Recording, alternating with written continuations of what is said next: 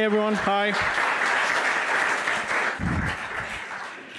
Damn, I know I'm the last talk between us and dinner and the party and anything else, so I'll keep it short. Some clarifications. I'm not technically like a core maintainer or contributor to Dune since I don't actually write any code for Dune. But yeah, this talk is going to be about Dune, package management and beyond. Can y'all hear me well? Thumbs up everywhere. Cool. Why did you do that? All right. Hi, I'm Leandro. I'm actually a product manager. I have switched over to the dark side after many years of doing engineering. I worked at Tarides as well, as other people I have here, like Paul Etienne, who gave a presentation a few minutes ago. And I'm working as a product manager. And I originally got hired to do work on the Dune team, which is what I'm going to present now. Like all the work here has been done by the team, which is fantastic. But lately I've been doing a little more than just Dune, a little more focus on the platform. And yeah, well, that's me. You can find me as Leandro Ostera. I'm pretty much everywhere, X, Twitch, and so on. Cool, it keeps doing that. All right, so Dune, what have we been up to? There's 4 things that we started doing some time ago, maybe a year and a half ago, right? But that have ramped up recently, very heavily. The first one is package management, which I guess some of you are interested in hearing about. Can I see some hands? Who here is waiting for package management? 1, 2, 3, 4, 5. Oh, like, all right. Roughly a third of the audience. Everybody else, like, are you using Dune? Raise your hands. Yes, no, I see some maybes there. No worries, no judgment here, right? Okay, so that's the first thing we're going to be talking about, and I'll do a little bit of a demo on package management. We're working on better integrated dev tools. So there's a lot of tools in the ecosystem that you have to sort of manually install and sometimes figure out like which version should I use for this or that we want to streamline. So that for the most part, the dev tool is a natural extension of, right, Dune. So Dune becomes sort of like the entry point to a set of experiences of workflows that you need as a developer. One example of that will be Audoc that Paul Etienne presented. So you'll be able to run Dune doc, right? And not have to think about like which version of Audoc I need, right? It's just naturally bundled with Dune. And it picks the right version for your compiler and does the things. Another example, which is the one we're going to demo, is going to be OCaml format, which Alpha over there has been working on. So he's still fixing some bugs right now. So thank you, Alpha, for the work. We'll talk a little bit about binary distribution and why that matters. And lastly, I'll share a little bit of the DX research we've been doing. I will add a big caveat, is that this presentation I had to put a little bit in a hurry. We were not going to present this today, but one of our team members could not make it here to share a talk on the Dune mental model, how to think about Dune. So I've scrapped these together like on my way here from Argentina, just to make sure like, okay, we have a couple of points. Cool. So, package management. Right now, the default way of handling packages in the OCaml ecosystem is OPAM, right? And OPAM has served us very, very well. However, it has a couple of quirks. And in terms of the developer experience, a lot of people have said, hey, we could do things a little differently here, right? We could try to maybe unify the idea of the tool we use for building the code, for executing, right, with the tool we use for managing the packages that we need, right? We can maybe get rid of the concept of a switch and treat every project as its own switch by default, right? Switches are something that I personally have struggled with in the past, and not because conceptually they're complex. They're pretty straightforward. But in practice, I've had a lot of issues where I forgot to go to the right switch, right, for example. And then I installed a package that just destroyed the switch I had. I was like, oh, shit, I didn't realize that happened. So yeah, it's a big skill issue on my end. But as it turns out, a lot of people share that, right? So work with Jane Street started sometime last year, right, on package management. Where we started thinking of how could we bring this, right, into Dune so that the experience is pretty straightforward, right, for everybody. As it is right now, it works with any package that you have in OPAM, right? So you can use them as a dependency, and we're doing a lot of testing to understand how many packages could be developed with Dune using package management today. So both sides, as a consumer of packages, That's working, that hasn't changed, right? But as a developer packages, right? If you wanted to switch from OPAM to Dune package management, we're also making sure that OPAM repo sort of works with that. It does no longer need an OPAM installation, which means Dune on its own will be able to fulfill all of the requirements you currently have from OPAM in terms of package management. There's many other things that OPAM does, right? And Dune is not trying to do all of that. It's just saying you no longer need OPAM, the binary, right, to install packages. And one of the cool things that we've done is that we're able to cache compilers across projects. So it kind of feels like having multiple switches, right, that share a compiler, but you don't have to pay the cost of building the compiler every time you go into a new project. So if your project right now uses 5.2 or OCaml 5.2, right, and then you make a new project that will also use 5.2, then it's just there. You just use it, and that's fine. When it comes to the integrated dev tools, right, we started sort of standardizing what are the tools that are going to be used by default. And that is because as a community, I think we value choice a lot. And I really appreciate that because a lot of really cool tools come from that choice, from exercising that ability to choose, right? But at the end of the day, some tools naturally win, right? And I'm going to define win there by saying most developers using OCaml end up using certain tools. Like we have a few formatters, but OCaml format is the one that everybody sort of uses. It's more or less standard. So we're saying if there's such a tool, then the default workflow in Dune should be using that, right? When you do Dune doc, it will use autoc. When you use Dune format, it will use OCaml format. Of course, other surface syntax, right, like ReasonML, will need a different formatter, like reformat and so on. And other languages like Awk might need a different formatter at all, entirely, right? But those are some of the decisions that we need to start making at some point as a default so that we make it easier for people to get started with the platform without thinking, oh, which is the formatter that I need to use and so on. So today, when you call Dune format, it will honor your overrides, but it will specify the latest compatible version of Dune format with the current compiler that you use, right?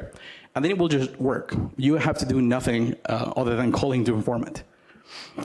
And we're very close to getting that to work with Dune doc as well as Dune LSP. And in the LSP side, this is more aligned with OCaml LSP than with Merlin. And we've had several discussions with the team maintaining both. And OCaml LSP seems to be the future sort of standard there, like the default choice would be that. Of course, if you're still using Merlin, you'll still be able to use Merlin, right? So we need to do some work in honoring your overrides there, but the default will be OCaml LSP. So that's a little bit of the dev tools, the integration of dev tools into Dune. I don't know if it might be better to do some questions throughout than at the end. So if you have any questions, feel free to raise your hand. Yes, Paulitian. Oh, so great question. So this will make more sense when we talk about the binary distribution of Dune. But the idea behind Dune LSP is that it will lock a version of Dune LSP that works for the current project and the current compiler. It will download, compile it, and run it. So it's not something you have to run yourself, but it's something that the editor plugins can run. So instead of having to rely on OCaml LSP being on the path somewhere, right? They can just say, oh, I'll call Dune LSP. And as long as Dune is on path, then Dune will do everything to install it for you and so on. Which makes the experience a little more streamlined, right? Yes. Does that answer the question? Awesome. Okay, I can move on.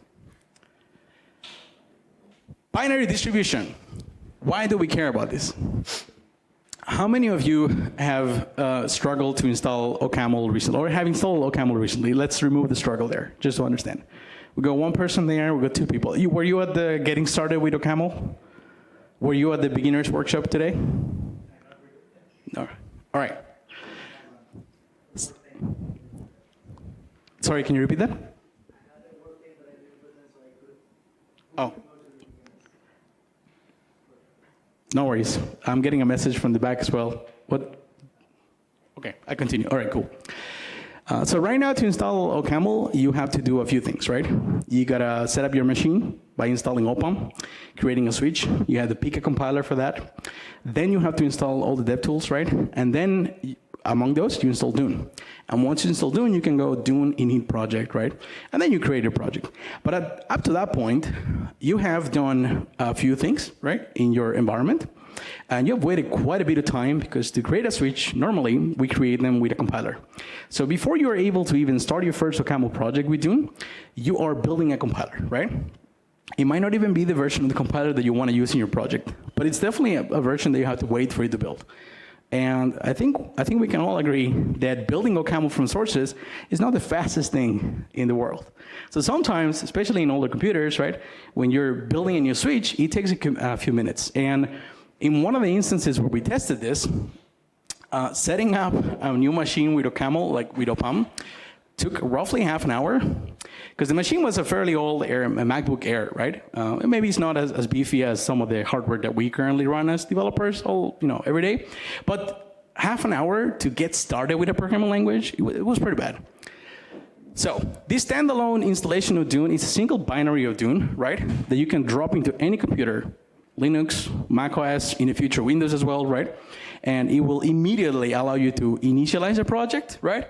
Go into that project and go Dune build or Dune execute, right? And it will do everything for you. Now, at that point, you will definitely need to build an OCaml compiler, and that will take a little bit, right? Like the first time it does. But the time it takes for you to start seeing some code, the time it takes for you to create a new project goes down to how fast can you download 30 megabytes? Pretty fast. Almost connections anyways. So it does not require an OPAM installation, right? It doesn't work within OPAM once we install it because it assumes that it has control over a lot of things, right? Or rather, it doesn't pay attention to the environment it's in. It says, I'm going to handle things on my own. You can still install Dune as always with OPAM install Dune if you want to use OPAM. That's completely fine, right? But if you're getting started with OCaml, then getting that binary installation of Dune is like, I think, a much smoother experience. This binary distribution right now is being released nightly. So every day you get cutting edge of Dune, right? And you can even verify where the binaries come from, since we've had that request from a couple of people that we interviewed. We are designing a new website for this right now. This is sort of the Figma version of that, right? Where you'll be able to go in there and pick the right version you want, just get the binary and just off you go. So the details of that page are not that important. That's why it's not like a zoomed in version of the thing, but. And lastly, around April or so, we announced that we were going to start doing a developer preview, right, of Dune. And through that, we started signing up people for interviews, which are roughly half an hour to 45 minutes, where we sit down and run through a couple of scenarios with them and see how do they get started with OCaml. We did the preview. How do they initialize projects, build them, run tests, use dependencies, including things like, let's add a dependency that doesn't exist. How do we deal with the errors from solving, for example? So far, we've been able to have 16 interviews, a couple of rescheduled for next couple of weeks as well. And we've learned a lot through that. There's a lot of things that we are so used to, like how the Dune init works, for example, right? That most of the people we've talked to, they didn't say they had problems, they showed us they had problems. They tried to call Dune init and struggled a few times, 4 or 5 times, until they found the right combination of path, name, the name of the thing. Like when you call Dune init library, that doesn't really create a project that's a library. It just creates a library in the current folder, assuming you're inside of Dune. That doesn't make sense. Like I haven't seen anybody get that right? I don't think I've ever used that command myself. It's easier to just make dir and just touch a Dune file there. But this information is heavily informing our roadmap, right? It's heavily informing what are we focusing on to make that onboarding experience as smooth as possible, right? We want people to download Dune and just be able to get going. Not thinking, not trying to learn a whole new way of doing things, right? Because there's nothing that new about how Dune should be used. Just Dune build, Dune run. Many build systems work that way, right? Yeah, and in the process, we are also measuring things like NPS to make sure that we have some way of quantizing, right, this qualitative experience, which is the developer experience. Would people recommend this experience to other developers from other languages? Yes, no. And we managed to get the number from roughly +9 when we measured where it was. NPS goes from -100 to +100, right, to roughly +28, pushing +30, which is a massive improvement in that scale considering where we were. So I'll show you now all the things. Like I've been talking for a while. I just want to show you how this actually runs. But if the slides get published or when they do, there's a link here to sign up for those interviews. So if you want to help us make Dune better, you can do that. All right, you ready for the demo? Cool. Let's see if I can do this with one hand. Escape.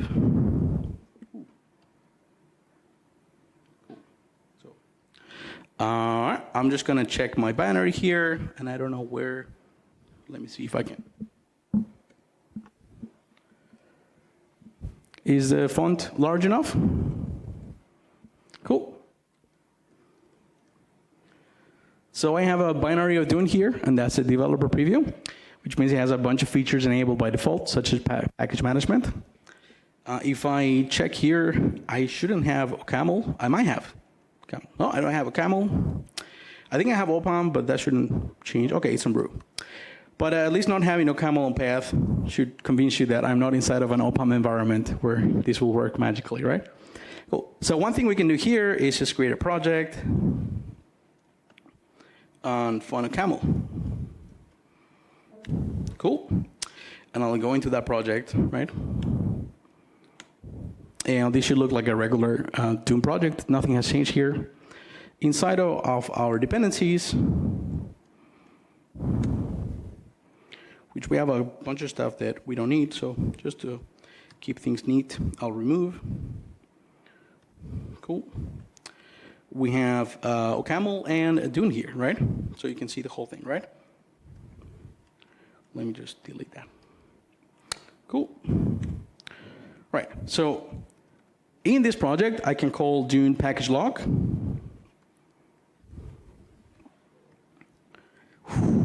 Let's see if this works. And this will start creating a log file. And in that log file, it's going to take a couple of steps, right, to find what are the versions that should be used in this project, right, based on the constraints specified in the Dune project.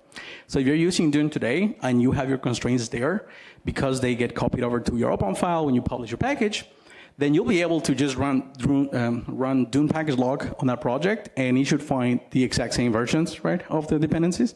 And it will create a log folder. The log folder in itself is not that important right now. We can talk about that in the questions if you're curious. But the important thing is that now that we have that logged, I can actually build and execute this just fine without having OCaml anywhere, without having to do anything else. And it's not going to take that long to build OCaml because I already built it before. So, I mean, famous last words, right? But let's see. If I do Dune build,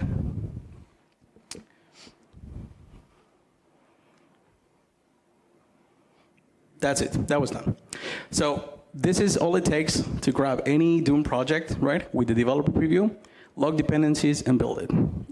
You don't have to do any switch mangling. You don't have to manually install any dependencies. Just package log and build. And if there already is a package log, all you have to do is Dune build. So that's a little bit of what it looks like. We can do a couple of tests now. See, we can add some dependencies and see what it looks like. Does that sound good? Does anybody have any dependency we want to add? Sorry? No, next. There are some issues with that right now, which is why we're not using the developer preview to develop Dune. But we want to do that. We really want at least everybody working on Dune and similar tools to be using this version of Dune, so we like dog food it, right? But yeah, good point. Sorry? Pprint. Absolutely. Let's see if I can type it here. Pprint, like this? Cool. How do I get out here? It's kind of hard to run this with a single hand. All right. So one thing you'll notice is that I can call Dune build directly, and this will just tell me, hey, the log file is out of sync with the project, right? So remember to log again.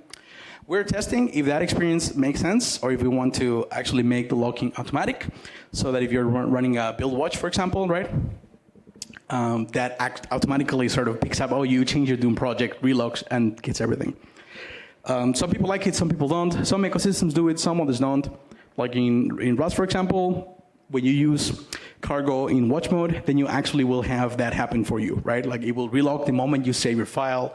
On Go, you have to call go mode tidy if you want to like fix this specific version of the dependencies. So we're gonna Dune package log and see if that works. awesome, we got preprint there, 2023. It didn't have any dependencies, so if anybody wants anything beefier to be tested, feel free to throw it. Async, ooh. All right, first I want to do a Dune build here, just to make sure that that works fine. Build. Okay, so, sorry. We actually need to add that as a dependency here, right? So libraries, is it preprint here? I mean, yeah, like that. All right.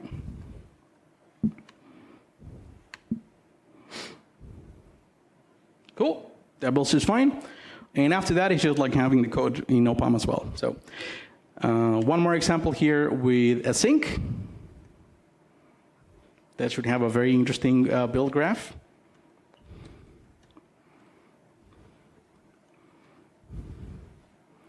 Package lock. I mean, we have tested this with a lot of packages that have build graphs, but I also want you folks to, oh, that was fast. All right, you can see here, there's plenty of versions of packages that have been selected for this. Whew. So if we add that as a dependency, Dune, we don't need any PPX for this, right? So just the library? Awesome, cool. And I guess it's just build. This will start just building everything. I mean, I'm excited as a kid with a new toy here. So it's like, oh, just throw packages at me, so we'll build them. Here you'll see that we're doing the build just as before, but we have some nicer feedback to tell you like, hey, this num, for example, library had to be downloaded in that point, right? Then it's building. And all of this is just as parallel as it was before, where possible, right? Yeah, so this should be just fine. Plus minus some specific package errors, which we have had. We definitely had a lot of packages that we just couldn't build, so we had to fix that. Yes? What was the OCaml find and OCaml build plus Dune versioning doing? Ooh, good eye. So we have patches for OCaml build and OCaml find, right? That are hard to upstream. We're just waiting on people to actually merge those PRs and ship that. Those patches exist because OCaml itself, which is treated as a package in our ecosystem, is non-relocatable. So we actually have those patches there that make it relocatable. That's the only thing. But you can also inspect the patches. You can go to GitHub and you'll see the branches for everything. Cool, this seems to be building fine. So now imagine just like getting any random GitHub repo and going package log build, and that's it. Okay. So another question. Yes? So OCaml introduced OCaml version 2.1 is OCaml log command and has a log file, and now it seems like you have reinvented the log file. So what is the difference? What is the... On the syntax level and also on the semantic level? That's a good question. So for example, one of the things that we do is that when we log, we actually create an entire tree structure of files that contain all of the build instructions for every package that we have, right? So we don't really depend on the registry after you log. So after you log, right, you don't have to do that anymore. I understand that OPAM doesn't do that, the OPAM log. I may be mistaken here, so feel free to correct me. It does do that, okay.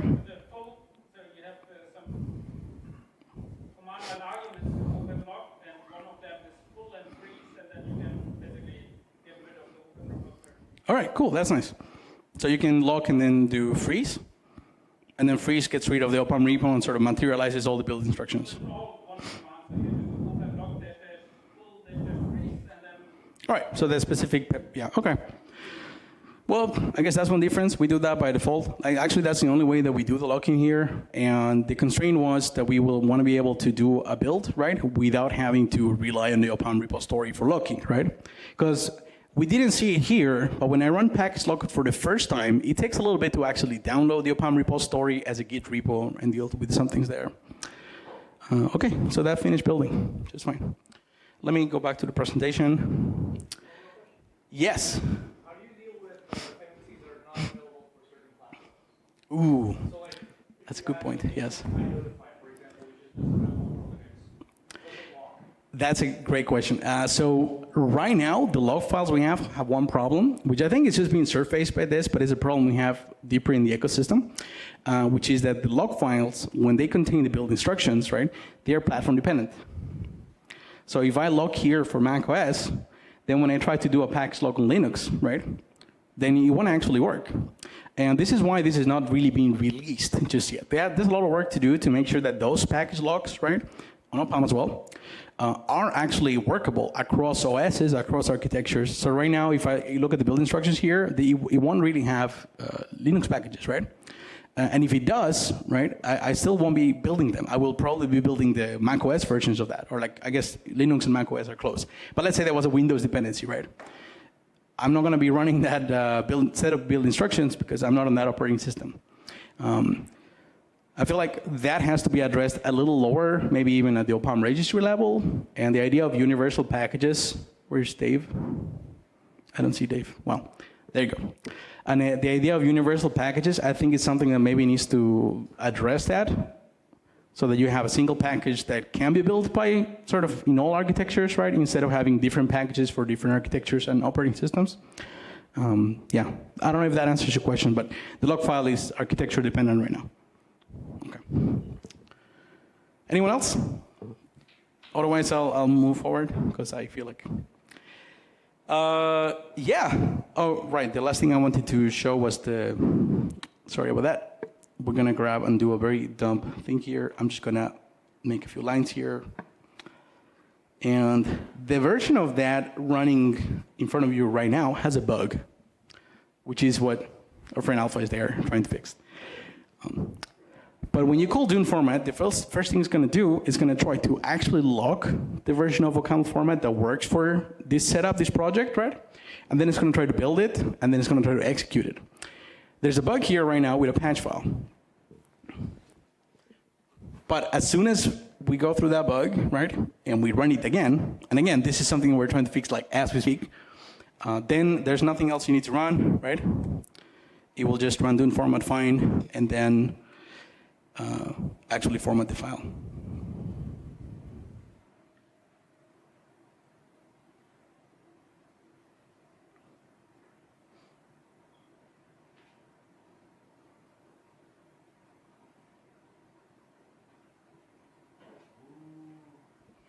That's a big library there. Is it? Is UCP big? Okay. Well, it might be that. Yeah, we're building all the dependencies to OCaml format, which, by the way, gets logged separately from your project, right? So all dev tools are logged in isolation, which means dev tools that use Base, for example, can use the version they want on their own. They don't have to like interfere with the ones in your project. There we go. OCaml format lib. We're almost there.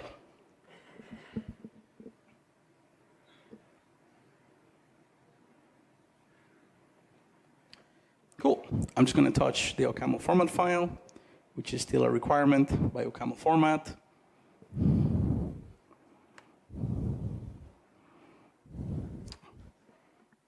That's it. Took a little bit. It's the first time we build it on this machine, so it has to build the whole thing. But after that, it should be fine. Yeah, so this is sort of package management and the integrated dev tools and a little bit of the DX improvements that we have throughout the process. You can actually try this out by yourselves by going to duneci.dev, and there's some instructions there for you to get the latest version. If you want to verify the binary, there's also ways of doing that, right? Yeah, so remember, package lock and then Dune build. That should be all you need. If you do find any bugs with that, please report them on the Dune repo. We have labels for package management you can use for that. Yeah, so what's next for Dune? I don't know how much time I have, but I'll try to be brief. We are working on better installation. We want to work on community templates, so a command like Dune create, right, that allows anybody to create and publish templates for repositories on OPAM, for example, or GitHub. So you can just say, hey, I want to create a Milan job, right? I do Dune create Milan job, and then we find that package, right, and we use that package to actually build out the template. We want better ways of handling dependencies, like an add command that actually modifies Dune projects for you, because we've seen a lot of people struggle to do that in the right way, especially specifying constraints, right? We want projects that just run with Dune run without having to remember, like, oh, where's the binary file, especially when you have a lot of binaries in your project, right? And we definitely want some shorthands for GitHub pins. I know that I run into that one all the time. But also because remembering the syntax for pinning something in a Dune project is a hard syntax to remember. I keep mistyping that. And ultimately, one of the things that we're super excited to look into is a mode of Dune that works without Dune files. And that's a mode of Dune that most people that here that like Dune files and like to specify their whole build graph won't ever need, right? But most newcomers, right, will love. Because the build graph and the ability to design it, that's awesome when you have a large project where you have to care about that. But for 99% of the users, Dune files are necessary. Most people just have a single library, a single binary, and that's it, right? Most libraries are just one Dune file. So why even have that? Just get rid of all that so the experience is as smooth as possible. And if at some point you do need the build graph, you can inject, right? And generate the build graph into files, and then you can tweak it however you want. So these are some things we're looking into. We're not like committing to working on any of these things, we're just looking into as problems, right? If you got any inputs, we're welcome. We're happy to hear you. You're welcome to send us your inputs as well. And of course, yeah, if you go to the interviews, then we'll definitely learn from the things that are being a pain to you, right? Yeah, you can stay tuned on that post on the OCaml Discuss forums, right? You'll see all of the updates there as they come about. And I think that's it. Yeah. Well, thanks for the time.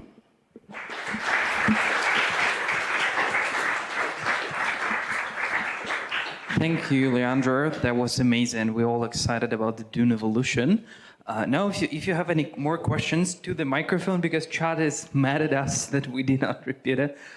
I'm sorry, chat. You mentioned that if we want to do things the old way, we have to install Dune through OPAM, which sounds good. But what if we want to do both? Like let's say I have some projects that like needs the old way because it's not completely ready, but I still want to try out for some other project. Right. What's the way? Like I know we can install both because yes. OPAM is going to install it somewhere else. But how do I select which one I want to run? As long as So here's the thing, right? Like Dune on its own standalone as a tool, it relies on some things being on the environment, right? Like the C compiler, things like that. If the OPAM switch is enabled for a particular session, then there might be some leaks. Like there might be some things in the environment that leak into what Dune expects, like the environment Dune expects. So you might find some bugs in that space, but you can. Otherwise, you can absolutely do it. Is there a way, maybe there could be a command in OPAM to say OPAM switch nothing, and like just to... Well, I mean, there is a command in OPAM to say, like, enable this switch, right? So if you're by default doing that, then you also want to use Dune, maybe not now because it's just a dev preview, but as it becomes more mature and stable, then I think you'll end up transitioning to manually enabling switches when you need them rather than enabling them by default and trying to like unenable them, right? You can always have an empty switch though, like that's something that we've done as well. OPAM switch create, I think it's empty or -- empty or no compiler or something like that. I don't know. Well, there's a command for that. Google it. And then you can use that switch, and then you'll know that you won't have anything. Anything else? Risa over there. Javi also has a question, right? Yeah, okay. I'm interested in like cross-project caching, and specifically how precise is it, considering that you mentioned that, you know, it's like the log files are host specific, and obviously like you're looking up some environment variables, and maybe different packages configure things differently. So if you have a dependency in one project and you want to use it in a different project, is that going to be recompiled, or is there a plan or an existing feature that... Great question. There is a global cache, which is enabled with the Dune _cache environment flag. The binary has that enabled by default. So if you use the developer preview binary, then you should have that enabled. When it comes to the granularity of the caching, it's on a package and sort of source hash level, right? So if you have the exact same version of the package, then it will be found in that cache. There's I guess Javi had a question before, Edu, if that's... Does that answer your question, Risa? Thank you. Okay, perfect.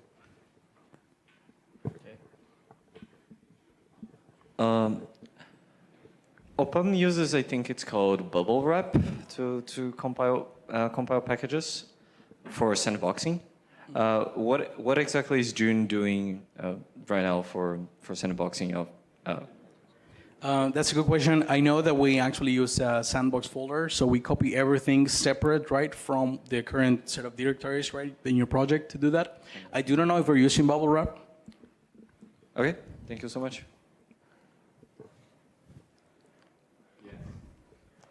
Javi over there had a question.